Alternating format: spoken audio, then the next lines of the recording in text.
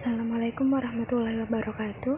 Perkenalkan, nama saya Fitria Wulandari, NIM 4201421059 dari Prodi Pendidikan Fisika Rombel 1B. Di sini saya akan menjawab 5 pertanyaan untuk tugas mid semester mata kuliah Pendidikan Agama Islam yang diampu oleh Bapak Zaim. Untuk yang nomor 1, pelajaran terpenting yang bisa diambil dari video yaitu ijtihad sebagai sumber hukum Islam. Ketiga ini membuktikan bahwa Islam sangat menghargai intelektualitas. Apabila kita mendapatkan suatu persoalan dalam agama dan kita butuh kepastian hukum terkaitnya, maka yang pertama kita mencarinya di dalam Al-Quran. Kemudian jika tidak ada, maka kembali ke As-Sunnah. Jika tidak menemukannya, maka berijtihad. Namun, sebagai orang awam, kita tidak bisa berijtihad, tetapi ikuti fatwa ulama terkait dengan persoalan tersebut. Ijtihad secara bahasa artinya berusaha dengan sungguh-sungguh. Ijtihad harus dilakukan oleh seorang mujtahid, yang harus dikuasai oleh seorang ulama sehingga bisa dikategorikan sebagai mujtahid adalah menguasai bahasa Arab, menguasai ayat dan hadis hukum, menguasai metode ijtihad, menguasai masalah tersebut.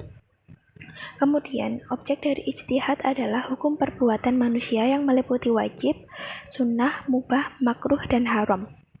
Ijtihad dilakukan dengan metodologi tertentu yang dikembangkan oleh para ulama seperti ijma', qiyas, istihsan, istisab, istislah, sadad zara'i, urf, qaul, sahabi. Kemudian, ijtihad harus bersumber pada Al-Quran dan As-Sunnah. Perlu diketahui bahwa lewat proses ijtihad itu dimungkinkan lahir hukum Islam yang berbeda. Hal ini disebabkan oleh yang pertama, nasnya sendiri atau bahasa dalam Al-Quran atau Sunnah yang terkadang satu kata memiliki beberapa makna. Kemudian yang kedua, penggunaan hadis yang berbeda. Yang ketiga, metode yang digunakan ulama satu dan ulama yang lainnya berbeda. Kemudian untuk soal nomor 2, ijtihad di era milenial salah satunya adalah Bitcoin. Dalam MUI dijelaskan bahwa Bitcoin memiliki 2 hukum terpusat, yakni mubah dan haram. Mubah jika Bitcoin digunakan sebagai alat tukar untuk kedua pihak yang saling menerima, dan bisa menjadi haram jika Bitcoin itu digunakan untuk investasi.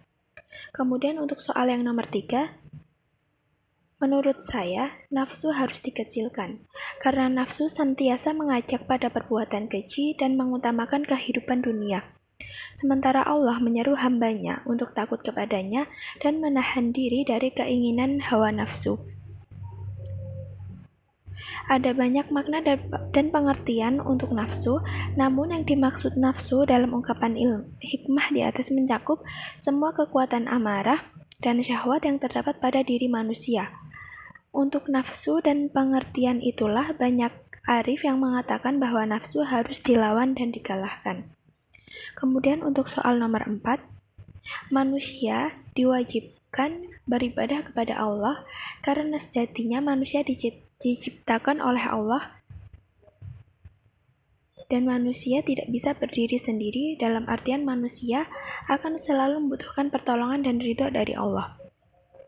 Allah memang tidak membutuhkan doa dan ibadah dari hambanya, namun kita hambanya yang membutuhkan pertolongan dari Allah. Fungsi dari ibadah itu sendiri dalam kehidupan kita adalah yang pertama sebagai amal soleh untuk bekal akhirat, yang kedua sebagai sarana mendekatkan diri kepada Allah, yang ketiga sebagai bentuk rasa syukur kita kepada Allah, kemudian yang keempat sebagai sarana untuk mencari ridho Allah. Kemudian jawaban untuk soal nomor 5, definisi dari Islam adalah menundukkan diri kepada Allah dan taat kepadanya dengan mentauhidkannya, memurnikan amalan hanya untuknya, menaati perintahnya dan meninggalkan larangannya. Sekian dari saya. Terima kasih. Wassalamualaikum warahmatullahi wabarakatuh.